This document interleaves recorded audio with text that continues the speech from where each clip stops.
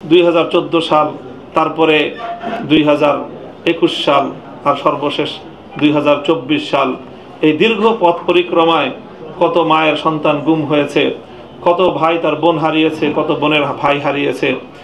এভাবে অনেক শাহাদাতের রক্তের সিঁড়ি বেয়ে বৈষম্য মুক্ত এই আন্দোলন সফলতার দ্বার প্রান্তে উপনীত হয়েছে।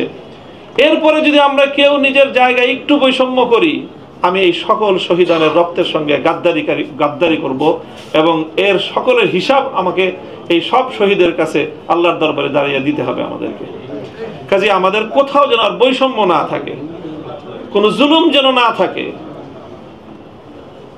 হাবকে কেন্দ্র করে যেই কথাগুলি আসলে, আমি তো আসলে ব্যবসার সাথে সংশ্লিষ্ট না, তবে আমরা এটা বুঝি যে আপনাদের এই যে একটা পেশা, এটা একটা মহান পেশা, এটা একটা মহান একটা পেশা, একটা খিদমত। যে আল্লাহর মেহমান, যারা আল্লাহর ঘরের মেহমান, এই মেহমানদেরকে তো আল্লাহ পাক রব্বুল আলামিন দাওয়াত দিয়েছেন এক ঐতিহাসিক ঘোষণার মধ্য দিয়ে, ওয়াজ্জিন ফিন নাসি বিল হজ ইয়াতুকা রিজালান ওয়া আলা কুল্লি যামিরিন ইয়াতিনা মিন কুল্লি ফাজ্জিন আমিক। ইব্রাহিম খলিল আলাইহিস সালামকে আল্লাহ বলেছিলেন যে এই জনমানবহীন মরুপ্রান্তরে দাঁড়িয়ে তুমি একটা আজান দাও। ইব্রাহিম আলাইহিস সালাম বলেছিলেন, আজান দেব, শুনবে কি আল্লাহ? কে শুনবে? আল্লাহ বলেছিলেন, তুমি আজান দাও, আজান দেওয়া তোমার দায়িত্ব, পৃথিবীর কোনায় কোনায় সেই আহ্বানের আওয়াজ পৌঁছে দেয় আমি আল্লাহর দায়িত্ব। কাজী খলিল ইব্রাহিমের মাধ্যমে আজান দিয়ে, দাওয়াত দিয়ে আল্লাহ পাক সকলকে তার ঘরে নিয়ে যান। আল্লাহ পাকের মেহমান তারা। আর আপনারা যারা ব্যবসাটা করেন, তারা মূলত নিতান্তই আপনারা সেই মেহমানদের খাদেম। কাজেই সেই মেহমানদের খাদেম হিসাবে ব্যবসা করতে হবে আমাদের, ব্যবসা করতে হবে। ব্যবসার ক্ষেত্রে ইসলামের একেবারে মৌলিক একটা নীতি, যে কোনো ব্যবসার ক্ষেত্রে। আমরা যারা মাদ্রাসায় পড়াশোনা করেছি তাদের তো এই শব্দটা খুব পরিচিত, যে গবান। গবান বলা হয় যে ঠকে যাওয়া। আপনি 500 টাকার জিনিস যদি 600 টাকা দিয়ে কিনেন, তাহলে আপনি ঠকলেন। এবং যে 500 টাকার মূলত যার বাজার মূল্য 500 টাকা, সেই পণ্য যদি কেউ আপনার কাছে 600 টাকায় বিক্রি করে, তাহলে সে আপনাকে ঠকালো। একটা হলো গবান ঠকা, আর একটাকে বলা হয় গবানে ফাহেশ।